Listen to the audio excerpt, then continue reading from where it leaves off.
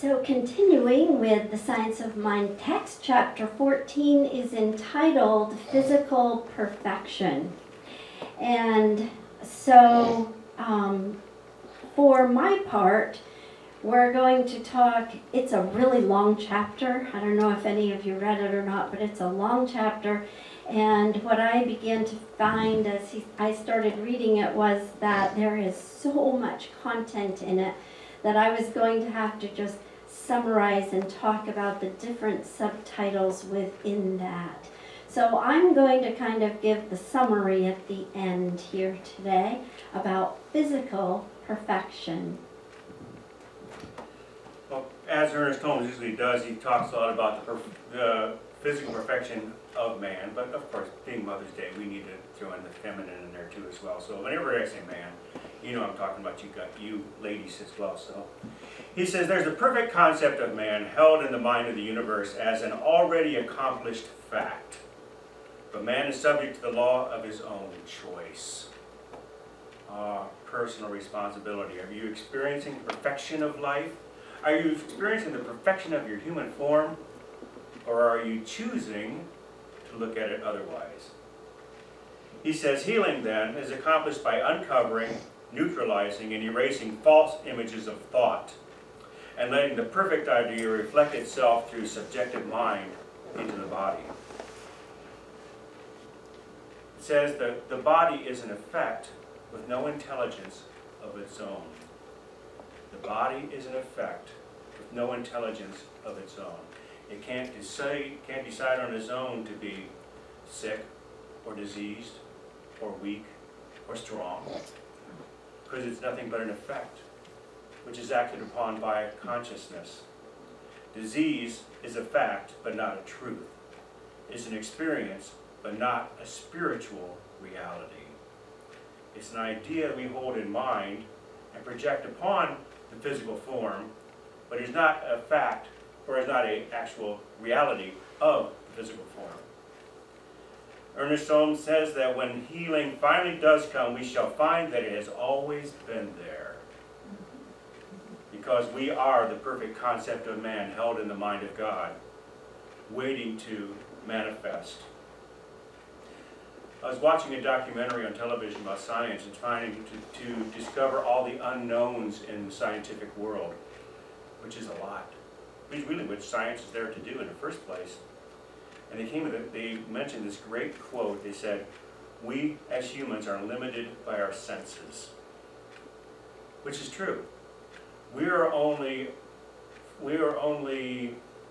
aware of a small percentage of the span of all possibilities due to our physical senses. We only see in certain ranges of light. We can only hear in certain ranges of decibels. We can only feel to that extent which is really too cold or really too hot for us to touch, and so on. There's some things we really just shouldn't taste, etc. We are limited by our own senses, but we are freed by our imagination. We can look at things differently. We can look at light spectrums that are beyond our experience through different means, and we can begin to understand the light that is beyond our perceptive abilities. We bring it into gamma rays or whatever kind of rays and look at it, X-rays and so on, be able to look at it differently. We can be able to see more of the extent of what is out there that we physically cannot actually see or hear or feel.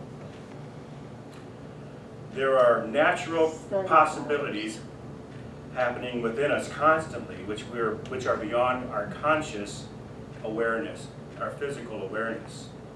Our physical bodies are aligned with a universal intelligence, however, and as Shakespeare would say, there are more things in heaven and earth than are dreamt of in our philosophy. It's basically saying the human understanding of the world is limited. There is so much happening in the world and in ourselves that we're not always consciously aware of in the moment. About a month ago, I think it was, Deborah was talking about hydrothermal vents on the bottom of the ocean. We're trying to decide exactly how hot those thermal vents are at the bottom of the ocean. And I was astounded last week when I said something, and 3 or 4 people gave me the scientific measurement for that. But we didn't know what that, about a month ago, what that was. So I looked it up this week. The hydrothermal vents, which are volcanic gases coming into the bottom of the ocean, are 464 degrees Celsius, which is 867 degrees Fahrenheit. That's hot, isn't it?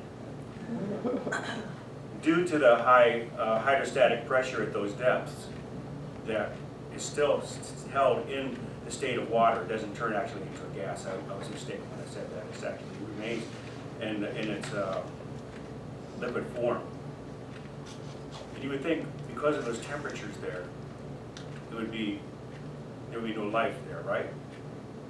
Well, compared to the surrounding seafloor, hydrothermal vent zones have a density of organisms 10,000 to 100,000 times greater than those areas around it.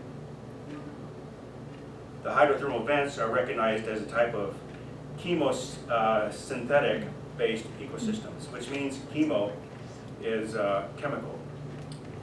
Their primary productive fuel is by chemical compounds as opposed to sources that we experience here on Earth, which are through light. So it's chemoautotherapy. Chemoautotrophy is chemical nurturing as opposed to photosynthesis, which we experience here on the top of the Earth, which is from light sources. Primary producers of the lowest trophic level, which are photosynthesis and chemosynthesis, are the reasons why Earth sustains life on a day-to-day level. And so we're talking about basically the nurturing effects of Mother Nature in Earth. So I've got my Mother's Day thing in there. What's really fascinating about it is that the water from the hydrothermal vent is rich in dissolved minerals and supports a large population of chemotrophic bacteria.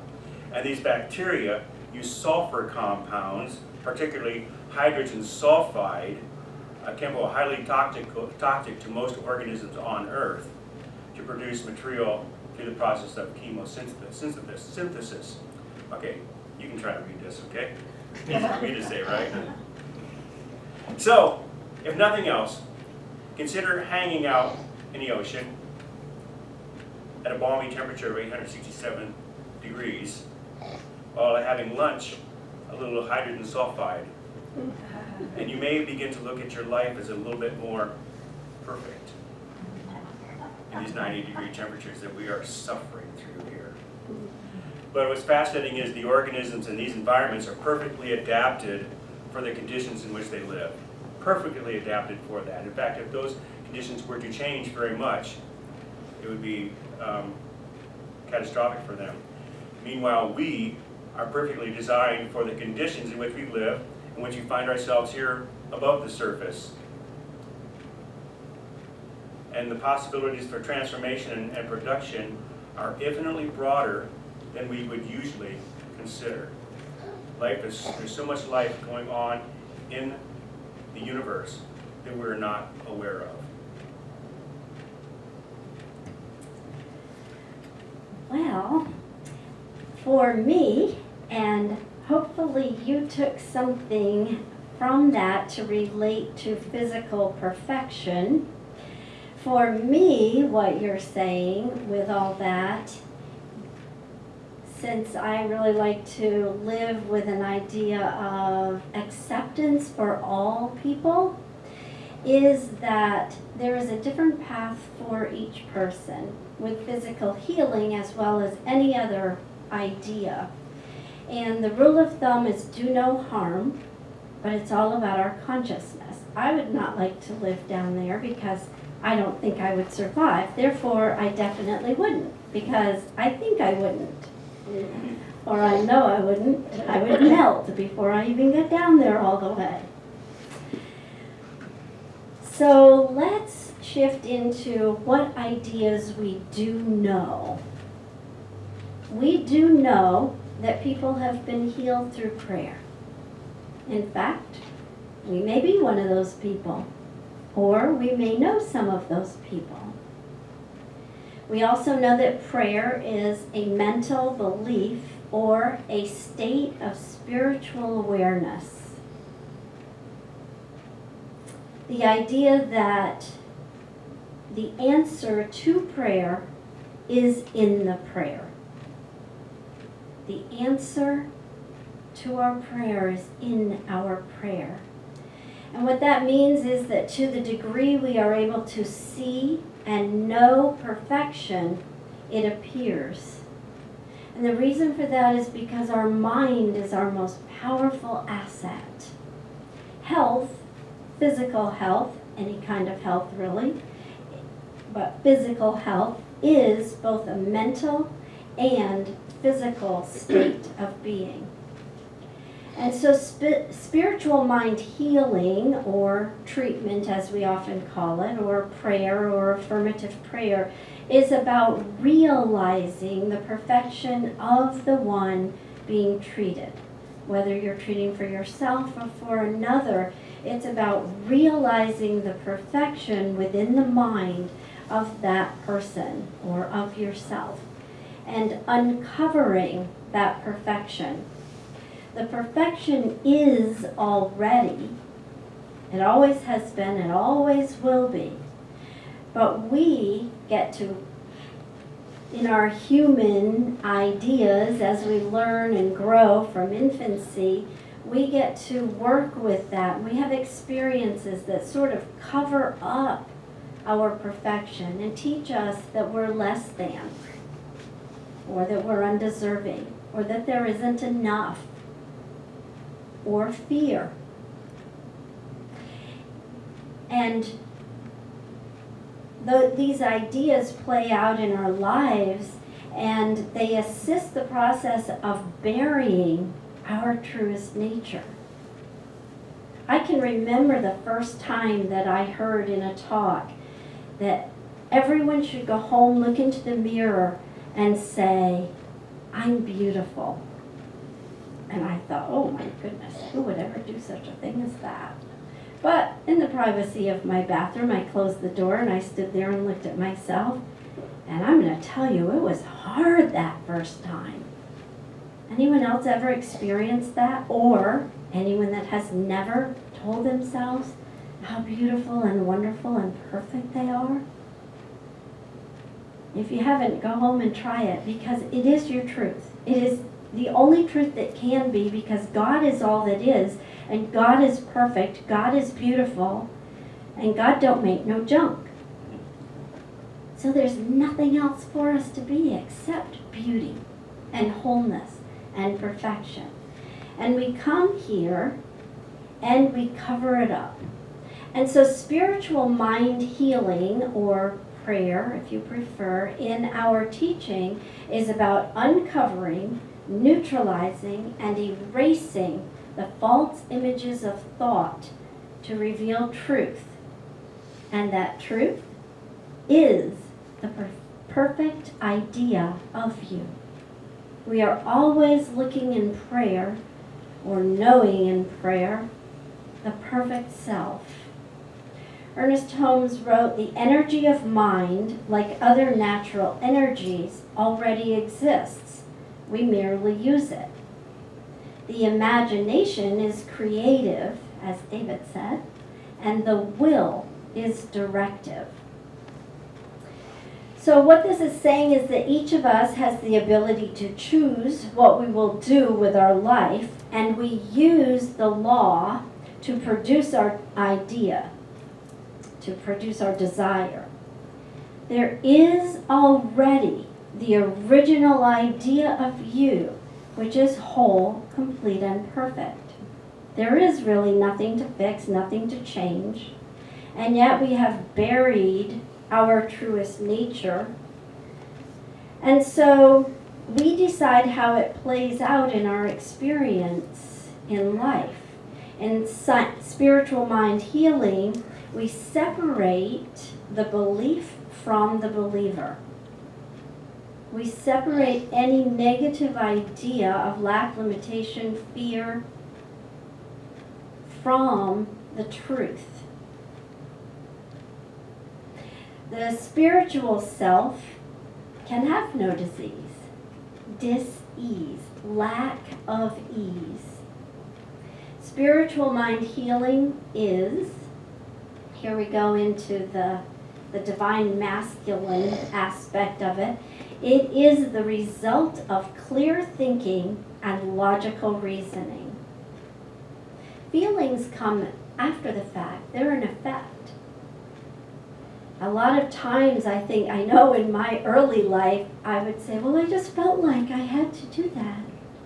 Bad choice or not, I just felt like it. Really? How'd that serve you, right? Not always the best. So we don't make our decisions from our feelings. We make our decisions from our clear thinking and logical reasoning. And then the effect will be that we can delight in the feelings we experience because we have created according to what we truly desire. Imagine, just imagine, if our subjective consciousness, that underlying consciousness, never received false impressions. Imagine how easy it would be to go to that mirror and say, I'm beautiful. I'm rich. I'm fabulous. Everyone loves me. But in our world, we're often taught that those are very selfish ideas. No, they're our truth.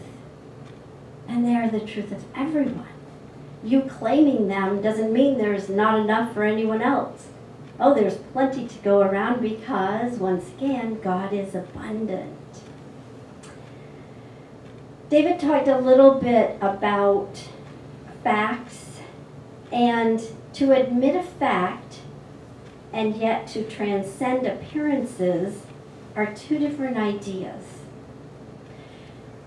We can know a fact exists. I can know that I have received a diagnosis, while at the same time, I can know absolutely that I have the power to overcome it.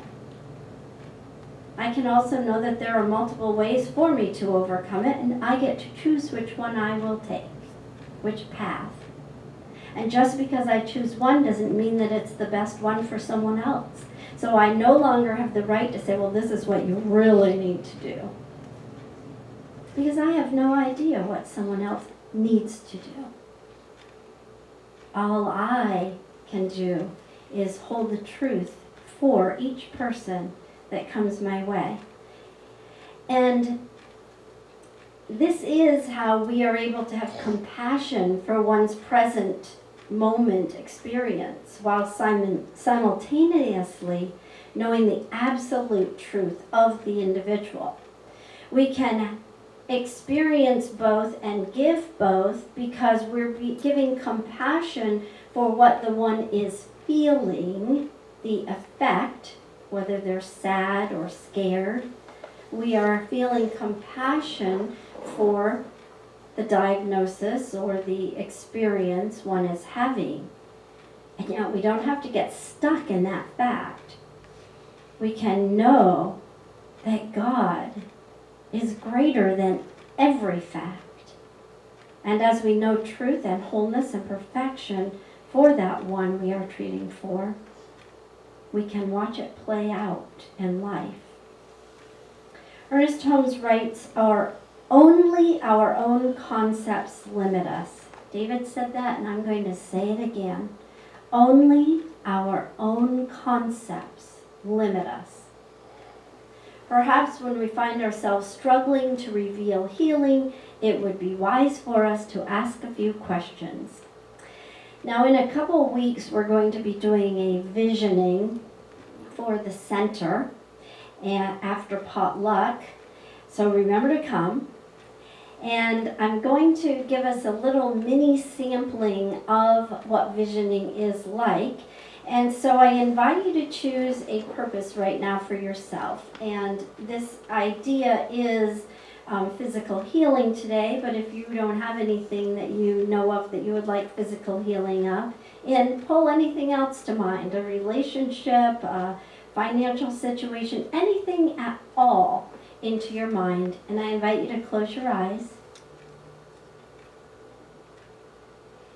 and to take a couple breaths and to simply relax into the moment. To absolutely believe with all your heart and all your mind that there is one life. It is all powerful. It is everywhere equally present, and so it is right where you are. And there is one mind, the mind of God. And each of us is connected individually to that one mind through our own mind, individual mind.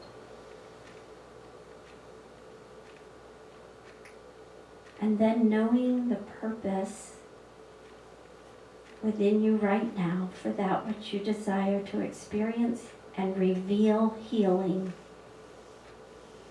I invite you to ask the question quietly within yourself, over and over, listening and asking the question, listening and asking the question. What is the highest idea of God for me right now?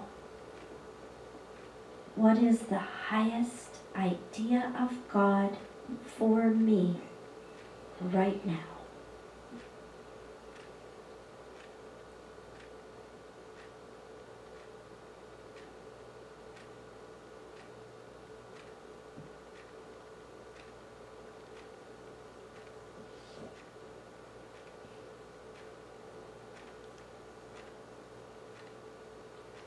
Allow that to reveal through you right now, or at least to be the seed planted within your conscious mind. And then ask within yourself, what must I do or be to reveal my highest idea of God? What must I do or be to reveal my highest idea of God?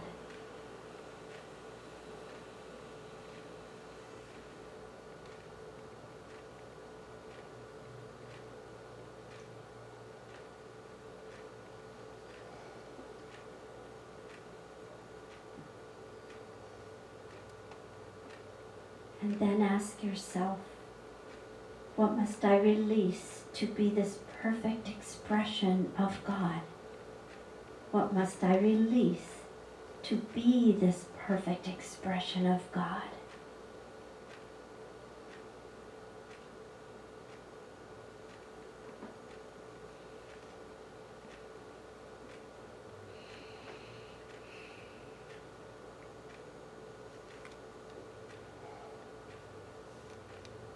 And finally, silently within, ask, is there more?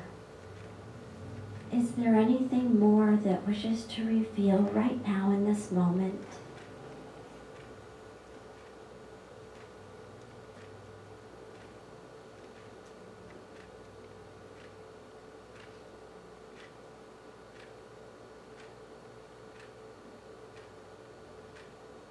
And then silently say, thank you. I am so blessed. I am so grateful. And remembering that the answer to the prayer is in the prayer. We know right now that many ideas have floated through the individual minds of each one present.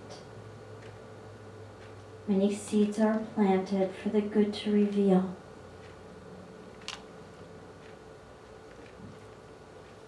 And so I invite us to know with race consciousness the idea of gratitude for the perfect revealing of healing for each one present here today. And with your next breath, open your eyes.